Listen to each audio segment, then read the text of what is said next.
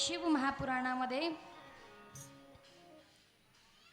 सृष्टीच्या उत्पत्तीची कथा सांगितलेली आहे.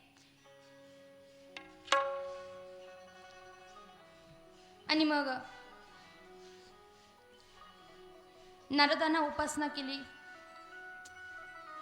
ती उपासना फळाला सुद्धा गेली, पण मध्येच एक प्रॉब्लेम झाला. पहा, गंमत अशी झाली, नारदजी उपासनाला बसले आणि ज्याच्याकरिता त्यांना उपासना करायची होती त्याचं नाव होतं, त्यांना काम जिंकायचा होता. ऐकताय ना तुम्ही? काम कळतो का तुम्हाला?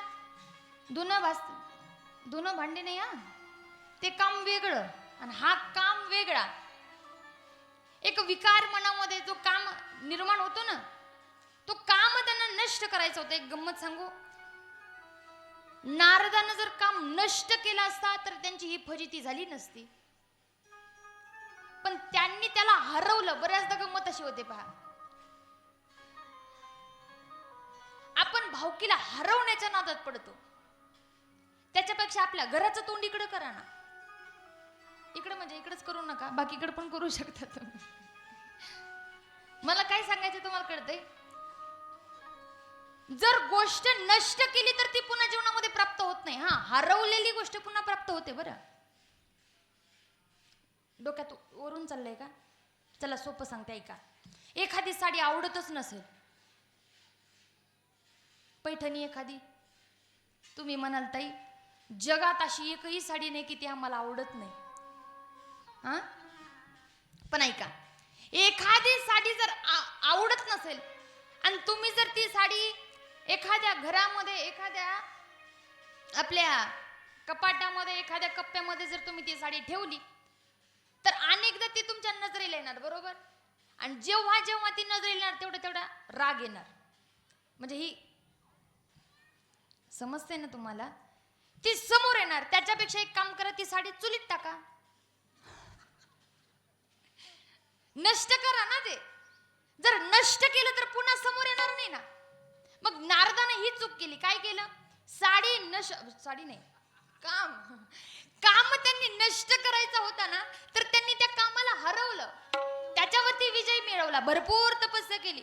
ती तपस्या मोडण्याकरिता मोठे मोठे माणसं येऊन गेले, पण ती तपस्या कोणीही भंग करू शकलं नाही. पण आता गंमत झाली पहाशी,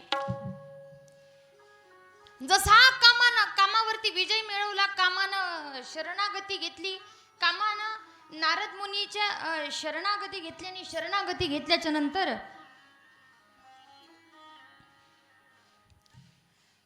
आणि नारद मुनीला जसं कामाने शरणागती घेतली तसं नारद मुनीला अहंकार आला की मी काम जिंकला. पण एक गंमत सांगू का? माणूस कशानंच हरत नाही. प्लीज माझ्याकडे लक्ष द्या, फार महत्वाच्या गोष्टी सांगायच्या. तिकडे बघताय ना तुम्ही? आई, आजी, मावशी, मामी, इकडे पहा, ऐका. माणूस कशानंच हरू शकत नाही, पण माणसाची एखाद्यानं स्तुती केली. आणि सध्याच्या काळामध्ये विचार जर असा आहे ना, बाबा तू फक्त माझी स्तुती करत राहा, अख्खा 7/12 तुझ्या नावावर, तसं आणखीन माझ्या नावावर काहीच नाही, त्याच्यामुळे तुम्ही टेन्शन घेऊ नका. सध्याच्या काळामध्ये परिस्थिती अशी आहे की तुम्ही फक्त माझी स्तुती करत राहा, माझ्याकडे जे काही आहे मी ती तुम्हाला द्यायला तयार आहे, अशी माणसांची परिस्थिती. स्तुती फार कठीण आहे. आणि बोलू, स्तुती भल्या भल्यांना, ऐका, तुम्ही एक दृष्टांत ऐकलंही असेल, पण ओघानं सांगते मी तुम्हाला. पहा की 3 मुली होत्या. पहा, ऐकले कधी? 3 मुली होत्या, एक गेंगानी, एक तुतानी आणि एक बोबडी होती. बिचाऱ्यांचं तिघींचं पण लग्न कुठं जमत नव्हतं. बाप कदरला, बापानं म्हणावं, हे बघा आता मी शेवटचं स्थळ आणलंय तुम्हाला, तुम्हाला जर लग्न करायचं असेल तर बडबड करू नका आणि बोलू नका, गप्पडीच्या गोळ्या खा, असं म्हणतात ना माय बाप. गप्पडीच्या गोळ्या खा म्हणे, गपचूप बसा. तुम्ही जरा बोललात तर पहा, असं दराडून सांगितलं. ठीक आहे म्हणले, आता काय म्हणे, भरपूर दिवस झाले लग्न तर करायचं, पण लग्न तर जमाना म्हणे. ठीक आहे म्हणे, आम्ही गपचूप राहतो. ठरलं ना. पाहुणे आले, आता दिसायला फार नक्षत्रासारख्या होत्या. पाहुण्यांना पासही केलं, पास केलं पाहुण्यांनी, सगळं झालं. आणि पास ते सगळं झाल्याच्या नंतर मग आता आली टाईम जेवण्याची. जेवायला बसले, सगळे पाहुणे त्या मुलीचं सौंदर्य पाहून भुलले होते, पण त्यातला एक पाहुणा फार चतुर होता. त्यानं विचार केला, अरे बाबा, की पोरी बोलत कशाने, नुसतं थोडासा आवाज ऐकलाच नाही ना त्यांचा, बोलत कशाने. मनामध्ये प्रश्न घोटळत होता. जेवण करता करता त्यांना कढीचा फुरका ओढला. कढी कळते का? कळते ना? हा. म्हणे सप्ताय कढी नाही, असं होईल का कुठं? ऐका, त्यानं कढीचा फुरका मारला आणि स्तुती करायला सुरुवात केली. ऐका बरं, स्तुती किती घातक आहे. वा म्हणे, काय कढी केली. कुणी केली कढी? अहो, जिनं कढी केली ती मुलगी खऱ्या अर्थानं अन्नपूर्णा असेल. स्तुती चालू केली. जिनं कढी केली होती ती कढीचं पातेलं घेऊनच पळत आली. आणि ती म्हणते कशी, ऐकायचं का? ऐकायचं ना? हसू नका बरं का. पण ती म्हणते, पाहुणं, आओ तली मी तेली. मी नाही तेली, तिनं तेली. ऐका, ती म्हणते, अहो थकाल पातून धामाधूम झाले, दिन घातनं मीन घातनं, म्हणून तर येऊन इकनी तवदाल झाली. आता गंमत अशी झाली, ती बिचारी सांगत होती, दुसरीला आला ना राग, ती पळत आली. बोलली. अगं कशाला बोलली म्हणते. आता दुसरी तर बोललीच होती ना, मग तिसरीने तरी गप्प पडायला पाहिजे होतं ना. तिसरी पळत आली. ती बोलणी, ही बोलणी, मी बोलणे. मला काय सांगायचं, मला तुम्हाला काय सांगायचं. स्तुती किती घातक असते. जमलेलं लग्न मोडलं, ही स्तुती. कामानं सुद्धा प्रगट व्हावं, कामानं म्हणावं नाराजी. अहो, तुमचा सारखा व्यक्ती जगात दुसरा कोणी नाही. अहो, मी भल्यांना हरवलं, पण तुम्ही मला हरवलं.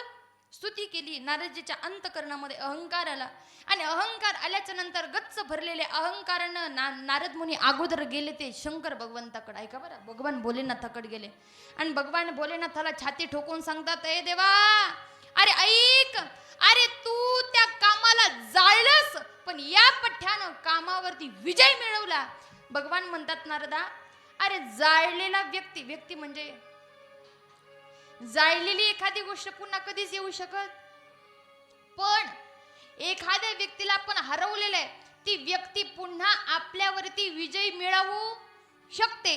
भगवंतानं अनेक सांगण्याचा प्रयत्न केला, पण कोणीही ऐकायला तयार नाहीये. आणि त्याच्यानंतर मग मात्र नारद मुनी भगवान विष्णूकडे आले, आणि विष्णूकडे आल्याच्या नंतर नारद मुनीनं स्वतःचा अहंकार दाखवून दिला. आणि अहंकार दाखवल्याच्या नंतर खऱ्या अर्थानं इतका अहंकारानं गच्च फुगलेले होते नारदजी, की त्या अहंकारामध्ये त्या पूर्णपणे डुबवलेले होते. आणि मग भगवंतानं त्यांचा अहंकार संपवण्याकरिता एक कट रचला. विश्वमोहिनीचा स्वयंवर घडवला. त्या विश्वमोहिनीच्या स्वयंवरामध्ये नारदजीला सुद्धा असं वाटलं की आपण सुद्धा गेलं पाहिजे. कारण गंमत अशी झाली की त्या विश्वमोहिनीच्या पप्पा कळतात का बाबा कळतात, आता नवीन आले डॅडी. ऐका, नारद मुनीच्या अंगावरती भगवे वस्त्र असल्या कारणानं नारद मुनीला त्यांच्या वडिलांनी बोलवलं. म्हणे आमच्या मुलीचं जरा नशीब सांगा म्हणे, हात पाहू. नारद मुनीनं जसा हात हातात घेतला, मी पहिल्या दिवसापासून सांगत आले, पहा, मन ढवळी, जी मन ढवळण्याचं काम करते तिचं नाव मंडोळी. ऐका, आणि खऱ्या अर्थानं जसा हात हातात घेतला, हस्तरेषा पाहिल्या तर हस्तरेषामध्ये खरं दिसत होतं की ही विश्वमोहिनी, अर्थात विश्वाला वेड लावणारी, विश्वामध्ये जी सुंदर असणारी त्या विश्वमोहिनी सारखी बाई अख्ख्या म्हणूच का नको, तुम्ही सगळ्यात चांगल्या दिसतात. ऐका, अशी असणारी सुंदर विश्वमोहिनी, विश्वाला मोहून टाकणारी अशी असणारी विश्वमोहिनी ही भगवान विष्णूला वरणार आहे असं त्या हस्तरेषावरती सहज दिसत होतं. पण तरी सुद्धा नारदजी खोटं बोलले, आणि नारदजी लगेच तडतडा उठले आणि तडतडा उठून गेले वैकुंठामध्ये. आणि देवाला म्हणू लागले, का रे बाबा, अरे 16,108 बायका असून सुद्धा तुला आणखीन ती विश्वमोहिनी करायचीच का? म्हणे काही पटतं का तुला? अरे तुझा मी एवढा मोठा भक्त, रात्रंदिवस नारायण नारायण नारायण नारायण नारायण नारायण करतो. किती करतो बरं? नारद मुनीची ख्याती सांगताना मला फार आनंद होतो. बरं एक सांगू का तुम्हाला? बरं चला, तुम्ही असं कधी ऐकलंय का की नारद मुनीचा ऍक्सिडेंट झाला? टीव्ही वरती बातमी ऐकली का एखाद्या वेळेस की फॉर्च्युनरने नारद मुनीला उडवलं? नाही ना ऐकलं. नारद मुनीचा कधीच ऍक्सिडेंट का झाला नाही याचं कारण एकच आहे. आता सध्याच्या काळामध्ये विचार केला तर आज आपल्या गावामध्ये एक घटना घडली पहा, फार वाईट आहे. मला वाटतं ऍक्सिडेंट नाही झालं ते. ऐका की सध्याच्या काळामध्ये एकतर विशेष म्हणजे मुलांकडे गाड्या द्यायला नाही पाहिजे, पण आपले पप्पे एवढे लाडाचे की बिचारे वडील जरी म्हटले की नको तरी सुद्धा आई. आणि तुम्हाला झापिणारे फक्त कोण आहेत? इंदोरकर बाबा. तर आम्ही तर काही बोलू शकत नाही, आम्ही तुमच्यापेक्षा लहान आहेत. इंदोरीकर बाबा फार गोड बोलतात पहा. म्हणजे गोड नाही, जरा कडू असतं पण ते चांगलं असतं नाही का. वडिलांना 100 रुपये दिले तर लपून 200 रुपये देणारा तुम्ही आहेत. आणि यानं मुलाचं खऱ्या अर्थानं फार वाईट वाईट त्यांचं भविष्य निर्माण होतं. आणि प्रवास करत असताना, आता प्रवास करणं काही सोपं नाहीये. मागे आमच्या संप्रदायामध्ये सुद्धा एक फार मोठी दुःखाची घटना घडली. तुम्ही सुद्धा ऐकलं असेल की आमचे 2 मृदंगाचार्य, फार मोठे मोठे मृदंगाचार्य होते, ते सुद्धा त्यांना सुद्धा म्हणजे ऍक्सिडेंटमध्ये त्यांना सुद्धा स्वतःचा प्राण गमवावा लागला. मग एक तुम्हाला ट्रिक सांगते पहा मी. जर आपले मुलं, आपली लेकरं जर कुठं बाहेरी प्रवासाला निघाले आणि प्रवासाला जर निघाले आणि प्रवासाला जात असताना, आता ऐका हा, प्रवासाला जात असताना आपण त्यांना काय म्हणतो? काळजी घ्या, सांभाळून जा, नीट जा, दमानं चालवा गाडी, हे करा ते करा. म्हणजे काय करतो आपण? भरपूर अशा मोठ्या मोठ्या गोष्टी सांगतो. तिथं गेल्याच्या नंतर फोन करा, काही अडचण आल्यावर फोन करा, अमकं तमकं सांगतो ना आपण मेन गोष्ट मागे ठेवतो. आपण असं का म्हणत नाही की जाताना नारायण नारायण म्हणत जा? रोज आपण हरिपाठ म्हणतो, त्याच्यामध्ये किती सुंदर वर्णन आहे. तेथे कळी काळाचा नारायण नाम उच्चार. नारायण नाव जर घेतलं तर तिथं कळी काळाचा रीग येत नाही, कळी काळ येतच नाही. आणि ज्यांच्या मुखामध्ये सतत नारायण नाव आहे त्यांचा ऍक्सिडेंट कसा होईल? असे असणारे नारद मुनी, अखंड भ्रमण करणारे नारद मुनी, आणि अखंड त्यांच्या मुखामध्ये जप आहे. विण्याची झणकार आणि चिपळीचा आवाज आणि मुखामध्ये नाम नारायण. सोमवार येतो, पुन्हा महादेवाकडे जातो, आहे की नाही? पण ऐका, अशी वारानिशी आपण भक्ती बदलतो, पण आपलं शास्त्र असं सांगतं तुम्ही वारानिशी जर भक्ती बदलत असाल तर कदाचित त्याच्यामध्ये गफलत होऊ शकते. पण ऐका, शिवे भक्ती शिवे भक्ती शिवे भक्ती भारवे भवे. ऐका, मरेपर्यंत फक्त शिवे भक्तीच केली पाहिजे. आणि मग खऱ्या अर्थानं विचारतात की किती भक्ती केल्याच्या नंतर काय भेटतं? किंवा ऋषी मुनी म्हणतात, भगवान जर आपलं मरण टाळायचं असेल तर एखादा मंत्र आहे का? पहा, मला एक विचारते मी तुम्हाला, इथं कोणाची इच्छा आहे का की आपलं मरण टाळावं? नाही? एवढ्या जीवावर उदार झालात? सुना एवढा त्रास देतात तुम्हाला? असं नाही ना काही? ऐका, पण प्रत्येकाची इच्छा असते की काळ लवकर आपल्या जवळ येऊ नये, लवकर आपल्याला घेऊ जाऊ नये. नातवाचं तोंड पाहिलं, पत्रुंडाचं पाहावं, पत्रुंडाचं पाहिलं खापर असं म्हणतात ना, चित्रून पत्रून खापर पत्रून असं काहीतरी असतं पहा, लय लांब लांब येते नाही का? नाही असं पाहावं, हे पाहावं, ते पाहावं, आहे की नाही? बऱ्याच म्हातारे एवढ्या डेंजर असतात, फारच डेंजर असतात. आता त्या उद्या तर मी सांगणारच आहे ते. पण ऐका, मग ज्याला कोणाला वाटतं की आपल्याला आपलं चित्रून दिसावं, त्यांना रोज उठायचं आणि याचं नामस्मरण करायचं. कशाचं? ओम त्र्यंबकम यजामहे सुगंधिं पुष्टिवर्धनम्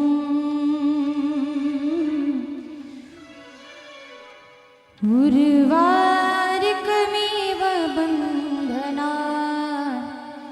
मृत्युर्वृक्षीयमामृतात्. याचं नामस्मरण जर केलं, या ग्रंथाचं नामस्मरण जर केलं तर निश्चित, या मंत्राचा जर जप केला तर निश्चित आपलं जे मरण आहे, आपला जो काळ आहे, तो पुढे ढकलण्याची काळजी देव घेतो. ऐका, मग बऱ्याचदा विचार, आणि मग बऱ्याचदा सांगितलं की एवढा मोठा जप कधी करावा, म्हणून काहीतरी छोटा जप. तर मग सांगितलंच आहे की पंचाक्षरी मंत्र जपावा. मग किती जपावा आणि किती जपल्याच्या नंतर त्यांना काय प्राप्त होतं याच्यामध्ये हे सुद्धा सांगितलेलं आहे. तर असं सांगितलं की 1,00,000 जर जप आपण जपला तर माणसाची शरीर शुद्धी होते. कळतंय ना? त्याच्यानंतर सांगितलं 2,00,000 नामस्मरण केलं तर पूर्व जन्माचं स्मरण होतं. मग तुम्ही गेल्या जन्मात शेळी होतात का मेढी होतात हे तुम्हाला कळून येतं. कधी 2,00,000 नामस्मरण केलं तर. मग 3,00,000 जप केलं तर सर्व कामना पूर्ण होतात. 4,00,000 जप केला तर स्वप्नात भगवान दर्शन देऊन जातात. 5,00,000 नामस्मरण केलं तर गिरिजापती समोर येऊन उभा राहतो. आणि म्हणजे 10,00,000 जर नामस्मरण केलं तर संपूर्ण फलाची श्रुती प्राप्त होते. असे 10,00,000 तुम्ही करणार नाहीत माहिती, पण माझं सांगायचं काम आहे. तुम्ही फक्त इथंच डुगू मुडके हलवतात, घरी गेले की घरच्या होतात. मी कायम सांगत असते, मंडपामध्ये जोपर्यंत बसलेत ना, संध्याकाळचं कीर्तन असू द्या, महाराजांना सांगू द्या संसार असा आहे, संसार तसा आहे. हो बाई, संसार तसाच आहे. आणि एकदा काही मंडपातून उठल्या आणि शेजारणीचा हात धरला, मंडपाच्या बाहेर पाय ठेवला की लगेच चालू होतं. सकाळी 5 वाजता उठायचं, पप्प्याचा डबा करायचा, हे करायचं ते करायचं. म्हणजे आत्ताच सांगितलं संसार वाईट आहे. मंडपात बसून म्हणत होत्या हो संसार वाईट आहे, आणि मंडपाच्या बाहेर पाऊल ठेवला की पुन्हा पहिल्यापासून आपलं सुरू आहे की नाही. पण चला ऐका, 10,00,000 नामस्मरण सांगितलेले. त्याच्यानंतर 1,00,000 दर्भाच्या पुष्प वाहिल्याच्या नंतर, ऐकताय ना तुम्ही, भगवंताची पूजा करत असताना आपण या सगळ्या गोष्टी वाहतोत ना, तर असं सांगितलं 1,00,000 दर्भाची फुलं वाहिल्याच्या नंतर माणसाला मोक्ष प्राप्त होतो. जरा लक्ष देऊन ऐका, जाग्यात ना तुम्ही. आता फवारणी केली आता पिकावर, त्याच्यामुळे रोग पडू देऊ नका. ऐका, 1,00,000 दर्भाच्या फुलं वाहिल्याच्या नंतर मोक्ष प्राप्त होतं. 1,00,000 दुर्वा वाहिल्याच्या नंतर आयुष्य वाढतं. त्याच्यानंतर सांगितलं 1,00,000 धोत्र्याची फुलं वाहिल्याच्या नंतर पुत्र प्राप्ती होते. 1,00,000 हदग्याची फुलं वाहिल्याच्या नंतर यश प्राप्ती होते. आणि 1,00,000 तुळशी पत्र वाहिल्याच्या नंतर भक्ती आणि युक्ती दोन्हीही माणसाच्या एकत्रित होतात. हे सांगितल्याच्या नंतर बऱ्याचदा आता भगवान भोलेनाथाचं जीवन किती वेगळं आहे पाहतो मी. भगवंताला अशा गोष्टी आवडतात की ज्या कुठंच आणायला जाण्याची गरज नाही. सगळं आपल्या रानात भेटतं. पण आता 1,00,000 गोळा करणं जरा कठीणच आहे ना, हे की नाही. त्याच्यामुळं मला तरी असं वाटतं की 1,00,000 वाहण्याच्या लफड्यात माणसानं पडूच नाही. फक्त कर्म माणसानं चांगलं करावं. गावात सप्ताह चालू असेल तर 50 बाऱ्या म्हणायची गरज नाही पडली पाहिजे, वर्गणी आणून द्या, वर्गणी आणून द्या, वर्गणी. होय अण्णा? हो ना. आहेर द्यायचं म्हटल्यावर कसा देता तुम्ही? म्हणजे भावकीचं वगैरे लग्न असतं तर आहेर पटकून नेऊन देतात. बिचारी ती वरमाईच्या तर लक्षात सुद्धा येत नाही की बिचारी येऊन गेली. इतक्या गडबड असून सुद्धा देतात. पण भगवंताच्या कार्यामध्ये द्यायचं म्हटलं की माणसाला नको वाटतं. पण एक गोष्ट कायम लक्षात ठेवा गड्या, भगवंताला एका हातानं जर दिलं ना तर भगवंत 100 हातानं ते रिटर्न करतो. भगवान आपल्याला जर काही देत असेल तर त्याचा योग्य तिथे उपयोग माणसानं केलाच पाहिजे. आणि एक गोष्ट कायम लक्षात ठेवा, आपण जेवढं कमवतो ना याच्यामध्ये 50% वाटा कोणाचा असतो? खरं खरं सांगा. पप्प्याचा? देवाचा. कोणाचा वाटा असतो? देवाचा वाटा असतो. मग हे कळून आपण का करत नाही? नका तुम्ही 50% देऊ.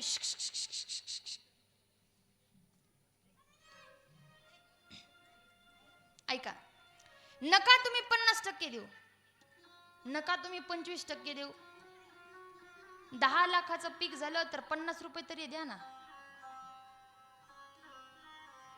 आता सुद्धा हो म्हणी ना तुम्ही. 50 रुपये म्हटले, 500 रुपये नाही म्हटले. मोकळ्या हातानं देत चला. कारण दिनाऱ्यानी दीत जावे घेणाऱ्यानी घेत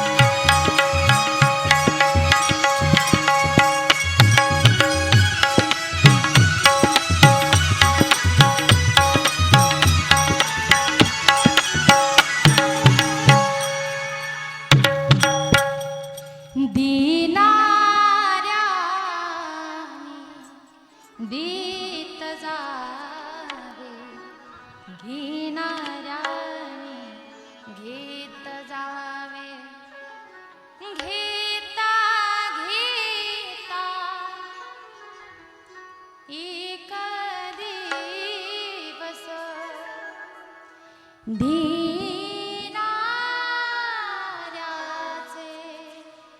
हात घ्यावे. अण्णा, एखादा व्यक्ती जर जास्तच द्यायला लागला, देणाऱ्यांना द्यायचं, घेणाऱ्यांना घ्यायचं आणि एक दिवशी देणाऱ्याचे हात तोडून घ्यायचे. असंच का आजी? असंच का मामी? असं का? नाही, असं नाही. मग कसं? ऐका, देणाऱ्यांना द्यायच राहायचं, घेणाऱ्यानं घेत राहायचं. पण घेता घेता एक दिवस स्वतःची जी खऱ्या अर्थानं जी भावना असते, ती भावना अशी करायची, तो देतो ना, मी सुद्धा देणार. तो त्याच्या भल्याकरिता देतो ना, मी सुद्धा देणार. नाही माझ्याच्यानं त्याचे एवढं देणं होणार, नाही देणार. पण फुल नाही, निदान फुलाची पाकळी तरी माणसानं देत चालावं. आणि खऱ्या अर्थानं दिल्यानंच माणसाचं धन असो, सुख असो, ज्ञान असो वाढत असतं. पहा, कारण ज्ञान दिल्याने ज्ञान वाढते. एक बोलू का? आपलं अध्यात्म, आपलं शास्त्र असं सांगतं की माणसाच्या घरातली लक्ष्मी फिरती असावी.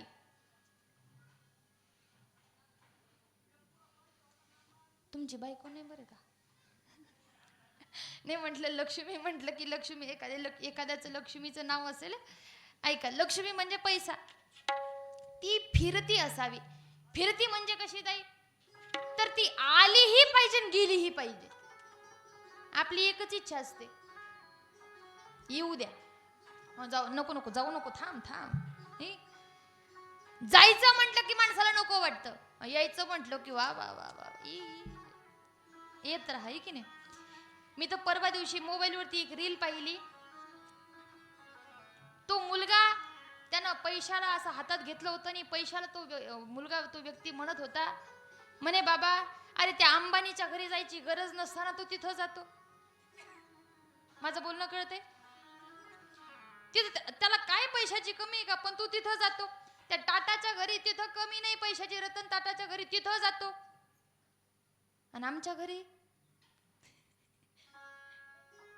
पण ऐका, लक्ष्मी त्यांच्या घरी येत जरी असली तर लक्ष्मी त्यांच्या घरातून जाते सुद्धा बरं का. म्हणून लक्ष्मी फिरती असावी. पण आपला असा स्वभाव आहे, आपल्याला कोणाला पैसे देऊच वाटत नाही, तर येतील तरी कुठून. बरं जास्त लांबची गोष्ट सांगायची गरज नाही का. धान्य कधी पेरतो, कधी उगतं, जेव्हा आपण पेरू.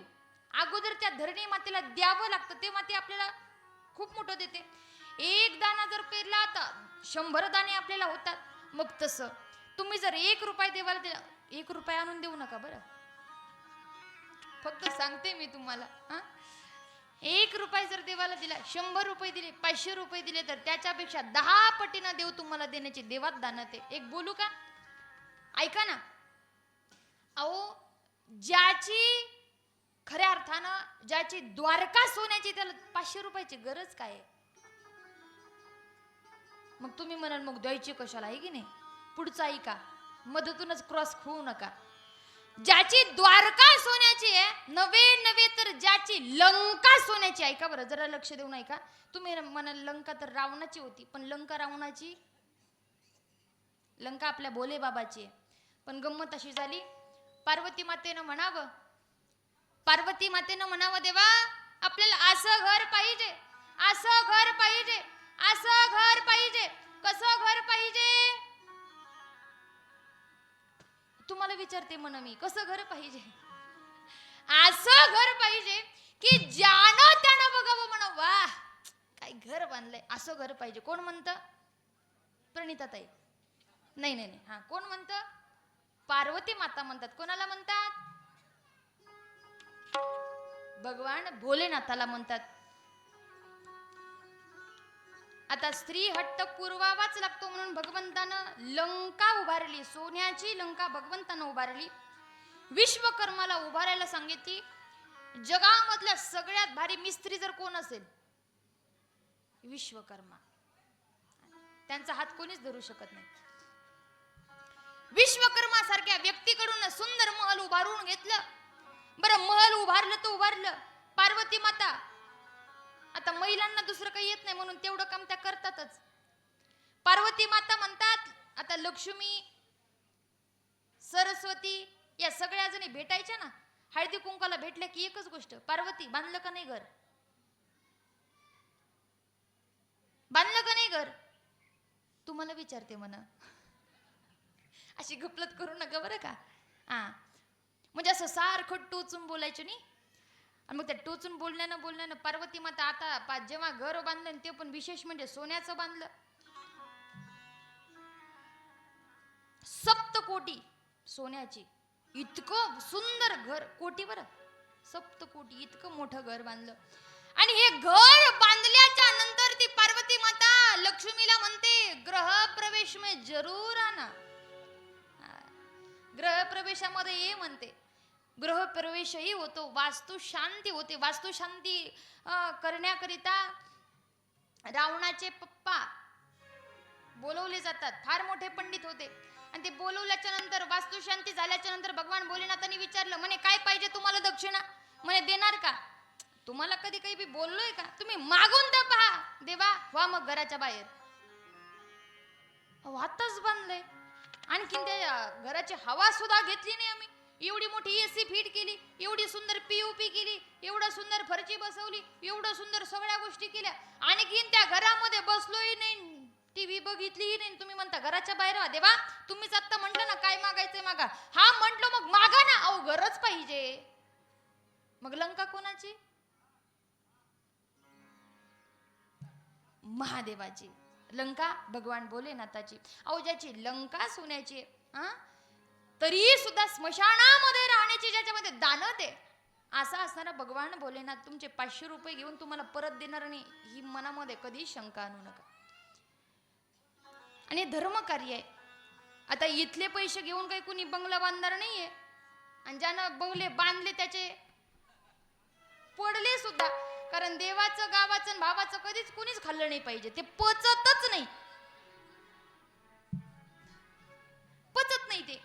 इथं घेतल्याच्या नंतर काही कोणी तुमचे पैसे कुठेतरी वाईट गोष्टीला घालणार असं मनामध्ये आणि अजिबात शंका आणू नका. देत चला, घेत चला, आणि आपापलं सुख दुःख देवाणघेवाण करा. जीवनामध्ये सुखी राहाल. आणि खऱ्या अर्थानं मग इथे 1,00,000 फुलांची सांगितलेले आहेत. पण एवढे सगळं काही आपण करू शकत नाही. म्हणून आपण नुसतं एकच चांगल्या अंतकरणानं सुंदर भावानं जरी देवाची पूजा केली तरी ते पुण्य प्राप्त माणसाला होते. कारण आजा मेळा पाप राशी, तोही गेला, तू सुद्धा वैकुंठाला गेला. मग आपण का जाणार नाही? फक्त तेवढं शुद्ध अंतकरण माणसामध्ये असावं लागतं. आणि मग त्याच्यानंतर भरपूर काही सांगितलेलं. याच्या सध्याच्या पॉइंटला भाव आणि श्रद्धा ही फार महत्वाची सांगितलेली, की खऱ्या अर्थानं किती भगवंतावरती भाव असावा. आणि खऱ्या अर्थानं जर देवावरती भाव असेल तर देव वैकुंठ सुद्धा सोडून आपल्याकरिता येतो. एकदा तुकोबारांनीच देवाला विचारलं, का रे देवा, म्हणे काही कळतं का तुला? अरे एवढं सुंदर वैकुंठ, म्हणे त्या वैकुंठाला प्राप्त होण्याकरिता माणसाला मरावं लागतं. एक बोलू, संतांचं माहेर म्हणजे पंढरी, बरोबर, आणि देवाचं माहेर म्हणजे वैकुंठ. मग संताच्या माहेराला तर काही आपल्याला संसारानं जाणं होत नाही. मग देवाच्या माहेराला जायचं का? जाणार ना? मागच्या जाग्यात का टावर पडला नाही ना? रेंज आहे ना? जाणार ना वैकुंठाला नक्की? मग वैकुंठाला जावसाठी मरावं लागतं बरं का? ऐका, देवानं संतांना विचारवतो को बरया, अहो वैकुंठाला जाण्याकरिता माणसं मरतात आणि नंतर फोटोवरती टाकतात वैकुंठवासी. ज्यानं जन्मभर कधी माळ घातली नाही ते सुद्धा टाकतं वैकुंठवासी. ज्यानं जन्मभर कधी पायी यात्रा केली नाही ते सुद्धा म्हणतं काय वैकुंठवासी. देवा, पण तू का वैकुंठ सोडून आला? तेव्हा देवाने इतकं गोड उत्तर दिलं, राजा, अरे जे सुख मला माझ्या वैकुंठात नाही ते मला तुझ्या घरी आहे. जे सुख मला माझ्या गाभाऱ्यात नाही ते सुख मला कुठे? सावत्याच्या मळ्यात आहे. जे सुख मला माझ्या सुंदर गाढ झोपेत नाही ते सुख माझ्या जनीच्या मला झोपडीत आहे. दळण्यामध्ये ते सुख आहे. भावाची इथे फार सुंदर उपमा दिलेली. कारण वैकुंठ सोडून आला, वैकुंठ सोडून आला देव भावाचा भुकेला.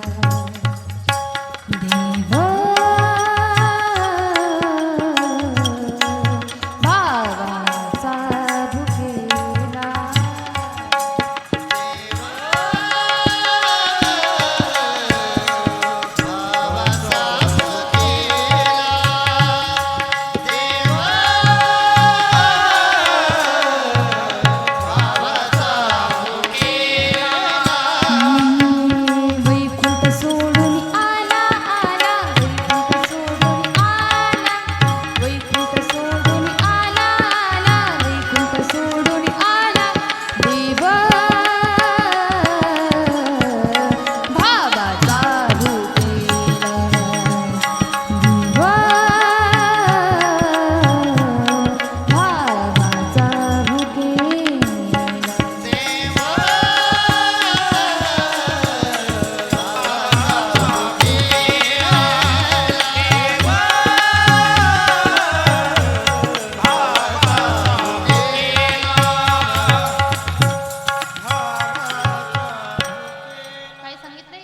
वैकुंठ सोडून आला, आला.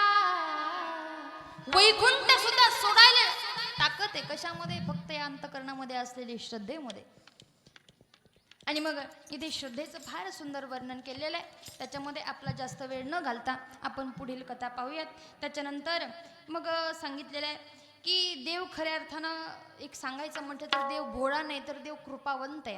आपण भोळे बाबा बोले बाबा म्हणतो ना, देव भोळा नाहीये तर तो कृपावंत आहे. किती कृपावंत आहे. अहो एखादा चोर जर त्याच्या मंदिरात चोरी करायला गेला त्याला सुद्धा तो दान देतो. इतका असणारा कृपावंत हा असणारा भगवान भोलेनाथ आहे. आणि मग अलंकार प्रिय कृष्णा जलाधार प्रिय शिवम मन भोजन प्रिय. याचा अर्थ कळाला. गोपाल कृष्णाला जर काय आवडत असेल ना तर ते काय आवडतं, अलंकार आवडतात. म्हणून तर श्रीकृष्णानं गोपिकांच्या लुगडे घेऊन पळाले होते भगवान गोपाल कृष्ण. म्हणून भगवान गोपाल कृष्णाला सुंदर नटवलं जातं, सुंदर सजवलं जातं. फार नटखट असणार आपले गोपाल कृष्ण आहेत. पण जलाधार प्रिय शिव, भगवान भोलेनाथाला काय आवडतं, जल आवडतं. जल, पाणी. जलाधार, एक धार जरी देवाला वाहिली तरी देव खुश. आणि मग अशा पद्धतीनं नाही जमलं दररोज तरी निदान सोमवारी तरी भगवंताला खऱ्या अर्थानं भगवंताला पाण्याचा अभिषेक केलाच पाहिजे. त्याच्यानंतर ओम नमः शिवाय, ओम सदाशिव आणि ओम शंभवे नमः हा तीन उच्चारण, हा तीन मंत्राचा उच्चारण तिथे केला पाहिजे. आणि त्याच्यानंतर मग सांगितलं की असा मंत्र म्हणत म्हणत अभिषेक करायचा. मग पुढे मैथुन सृष्टीचा आरंभ होतो. सांगितलेला आहे दक्ष प्रजापतीला सृष्टीचा आरंभ केलाय. आणि त्याच्यानंतर आता सृष्टीचा आरंभ करताना ब्रह्मदेवाला खूप म्हणजे खूप अडचणी आल्या. कारण ब्रह्मदेवानं अगोदर सनक म्हणजे त्या चौघा भावंडांना उत्पन्न केलं आणि त्यांना सांगितलं की पृथ्वीचा विकास करा, पृथ्वीला सृष्टीची निर्मिती करा. तर त्यांनी नकार दिला. म्हणे देवा आमचा जन्म भगवंताच्या सेवकरित्या झाला, आम्ही काही ते करू शकत नाही. मग नारदाला जन्माला घातलं तर नारदानं सुद्धा नारायण नारायण नारायण करत भजनाला सुरुवात केली. म्हणजे आम्ही सुद्धा सृष्टीची उत्पत्ती करू शकत नाही. मग दक्ष प्रजापतीला जन्माला घातला आणि जन्माला घातल्याच्या नंतर मग दक्षानं अनेक 100 का 1000 मुलं तयार केली. पहा, मुलं तयार केल्याच्या नंतर त्यांना सांगितलं म्हणे जा तुम्ही अगोदर सुंदर अशी तप करून या, भजन करून या आणि नंतर आम्ही तुमचा विवाह लावून देऊ आणि त्याच्यानंतर मग तुम्ही सृष्टीची उत्पत्ती करा. पण गंमत अशी झाली, ते मुलं गेले आणि गेल्याच्या नंतर बऱ्याच दिवसांना वापस येऊ लागले. मध्येच शेंडीवाले बाबा भेटले. शेंडीवाले बाबा कळतात का?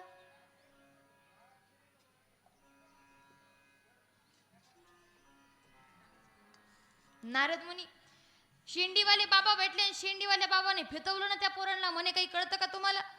ज्याच्यात खरं सुख आहे ते सोडून तिकडे चाललात कशाला मरायला? मरायला म्हटले बरं का. ऐकू, काही जणींना ऐकू आलं असेल. ऐका, म्हणजे तिकडे कशाला जाता होत्या? संसारामध्ये दुःखानं भरलेला तो संसार आहे. इथे परमार्थ करा ना. मुलांना फितवलं. मुलं आल्या पावली परत गेले. मुलं आणखीन कसे आले नाही विचार करू लागले. पुन्हा मुलं तयार केली. पुन्हा मुलांना जन्म दिल्याच्या नंतर पुन्हा मुलांना आपल्या तपाकरिता पाठवलं. तपाकरिता पाठवल्याच्या नंतर आता मात्र तपाला पाठवलेले, पण तपाला पाठवल्याच्या नंतर पुन्हा मुलं वापस येऊ लागली. पुन्हा शेंडीवाले बाबा भेटले. पुन्हा तोच प्रकार झाला.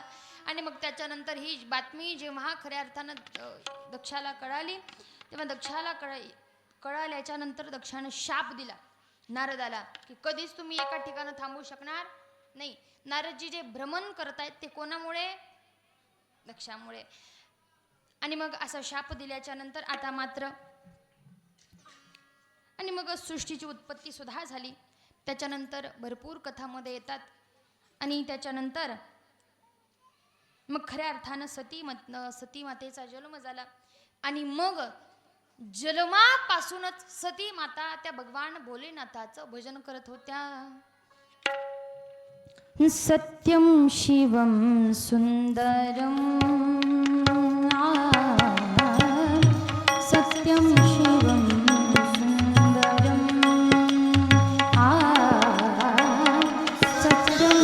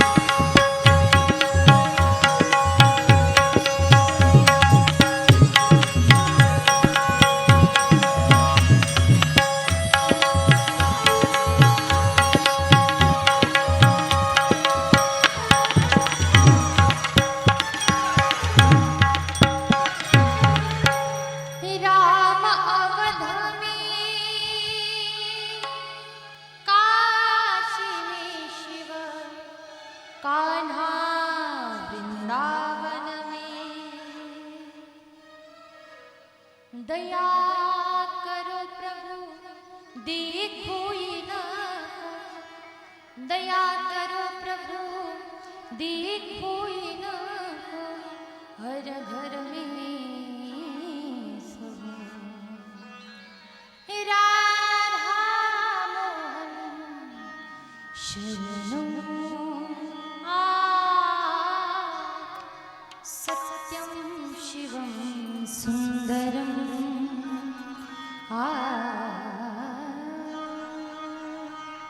सत्यं शिवं सुंदरं. आणि मग सती माता मोठ्या होऊ लागल्या. वेळ आपल्याकडे कमी आहे. पोरी तयार आहेत का? ऐका मग 3 मिनिटांमध्ये लग्न लावायचंय आपल्याला. 3 मिनिटं बाकीत फक्त 2ला. थोडं 5-10 मिनिटं वाढवलं तर गुडघे दम धरतील ना. गुडघे धरतील, तुम्ही दम धरणार नाहीत. ऐका. आणि मग प्रारंभाला सती मातेची कथा येते. पण मला तरी असं वाटतं की आज जास्तच घाई गडबडीनं सांगण्यापेक्षा उद्या निवंत सांगितलेली, टोपलंभर भात खाण्यापेक्षा एकदा एका ठिकाणी काजू बदाम, थोडेसे काजू बदाम खाल्लेले कधी पण